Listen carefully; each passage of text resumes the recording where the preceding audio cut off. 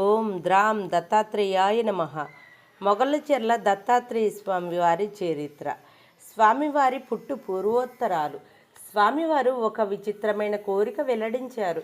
సుమారు 9 సంవత్సరములుగా మాలకొండలో చేస్తున్న నా సాధన పరిసమాప్తమయ్యింది. ఇక నేను ఇక్కడ ఉండటానికి వీలు కాదు. నా తపస్సు సాధన చివరి దశ మరొక ప్రదేశంలో ముగియవలసి ఉన్నది. అంచేత మీ స్వంత పట్టాపొలం కానీ లేదా ఎవరికి ఏ ఆక్షేపణ కానీ లేని గవర్నమెంటు శివాయుజం భూమి కానీ నాకు 5 ఎకరములు మీరు కేటాయించి ఇప్పించండి. అక్కడ ఒక ఆశ్రమం నిర్మించుకొని నేను జీవ సమాధి కావలసి ఉన్ననని నా ఉద్దేశం అన్నారు స్వామివారు. ఈ కోరిక విని మేము దిగ్భ్రాంతి చెందాము. పవిత్రమైన మాల్యాద్రి గుహలు వదిలి ఈయన జనారణ్యంలోనికి ఎందుకు రాదలుచుకున్నాడు? ప్రత్యేకించి మమ్ము పొలం అడుగుతున్నాడు. ఆశ్రమం వగైరా కోరికలు వచ్చాక ఆ ఆశ్రమ నిర్వహణ వగైరా ప్రలోభాలు త్వరగా వస్తాయి కదా అనే వేలాది ఆలోచనలు మా దంపతుల హృదయాలలో కలవరం రేకెత్తించాయి. కానీ అప్పటికి మాత్రం మేము త్వరపడకండి స్వామి, త్వరలో మిమ్మల్ని ఒకసారి కలుసుకొని మనం చర్చిద్దాం అని చెప్పి మా బడిండిలో ఇంటికి చేరాము. ఇంటికి వచ్చాక కూడా ఎన్నో సందేహాలు వెన్నాడుతున్నాయి. ఆయన పుట్టు పూర్వోత్తరాలు సేకరించటం ప్రారంభించాం. వేణుగోపాలస్వామి జన్మస్థలం కడప జిల్లా సిద్ధవటం తాలూకా ఇసుకపల్లి గ్రామం. తండ్రి పేరు శ్రీ తుమ్మల వేమయ్య నాయుడు, తల్లి శ్రీమతి వెంకట సుబ్బమాంబ గార్లు. ఆ దంపతులకు పంచ పాండవులలాగా 5 కుమారులు. మొదటి కుమారుడు వెంకట కృష్ణమయ్య నాయుడు, రెండవ వారు రామకృష్ణ నాయుడు, మూడవ పుత్రుడు రామగోపాల నాయుడు, 4వ తనయుడు వేణుగోపాల నాయుడు, 5వ కుమారుడు పద్మయ్య నాయుడు. మన ఈ స్వామివారైన వేణుగోపాల స్వామి చిన్నతనం నుండి భక్తి మార్గం పైన ఆసక్తి కలిగి ఉండి ఎక్కువగా పూజలు స్వాముల సేవ చేస్తుండటంతో ఈయనను వేణుగోపాల స్వామి అనడం ప్రారంభించారు.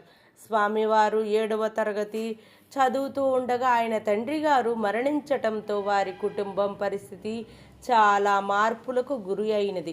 అందువలన తల్లి మిగతా సోదరులు అందరూ కలిసి ఉదయగిరి తాలూకా తూర్పు ఎర్రబల్లె గ్రామానికి వచ్చి స్థిరపడ్డారు. అక్కడ వీరికి చాలా భూవసతి ఉన్నది. 2వ సోదరుడైన రామకృష్ణ నాయుడు మాత్రం ఇసుకపల్లిలోనే ఉండిపోయినారు. ఇక వేణుగోపాల స్వామి పరిస్థితి ఎలా తయారైందంటే చదువు మీద ఆసక్తి తగ్గిపోయింది. భక్తి మార్గం మీద విపరీతమైన కాంక్ష ఇచ్చింది.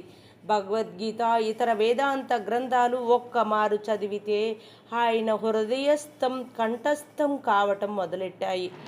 క్లాసు పుస్తకాలు మాత్రం బుర్రకెక్కడం లేదు సరికదా, అవి చదవబోతే కళ్ళు కనిపించటం లేదు అనటం ప్రారంభించాడు. సోదరులు కోప్పడ్డారు.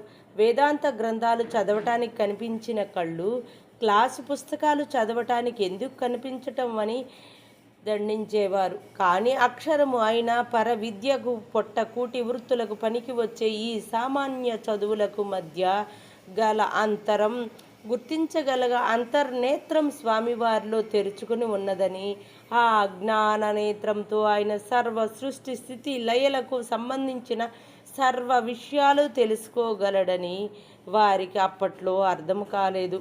మాంసాహారం వర్జించాడు స్వామి. సాత్వికాహారం మితాహారం తీసుకోవటం భైరవారాధన మోక్షానికి దగ్గర దారి అనే భ్రమతో క్షుద్రోపాసనలు చేస్తూ కొందరు బైరాగుల వెంట తిరగటం ప్రారంభించాడు. అయితే వారి పెద్దన్నయ్య వెంకటకృష్ణయ్య గారు మందలించి మోక్ష మార్గానికి సాత్వికారాధన ఒక్కటే దగ్గరదారని, అదే నిరపాయకరమైనదని బోధించి నచ్చచెప్పారు. అంతటితో స్వామివారు ఎర్రబల్లె గ్రామంలో బాల్య వితంతువు, అతి నిష్ఠాగరిష్ఠురాలు, నిరాడంబర భక్తురాలు, భక్త శబరి లాంటి వృద్ధురాలు అయిన శ్రీమతి ఎర్రకల లక్ష్మమ్మ గారి వద్ద ఎన్నో రహస్యమైన వేదాంత విషయాలు తెలుసుకున్నారు.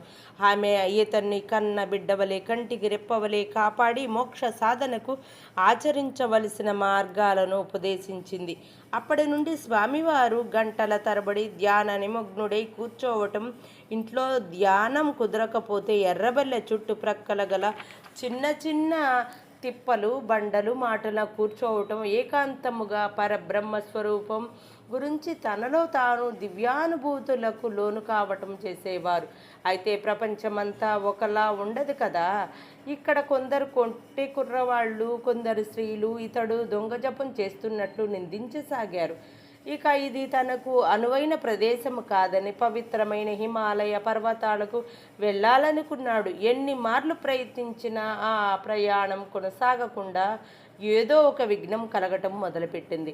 ఇటు సేద్యానికి గాని అటు చదువుకు గాని పనికి రాకుండా పోతున్నాడని సోదరులు తిరిగి మెట్రిక్ పరీక్షకు బలవంతంగా కట్టించారు. ఓం ద్రాం దత్తాత్రేయాయ నమః.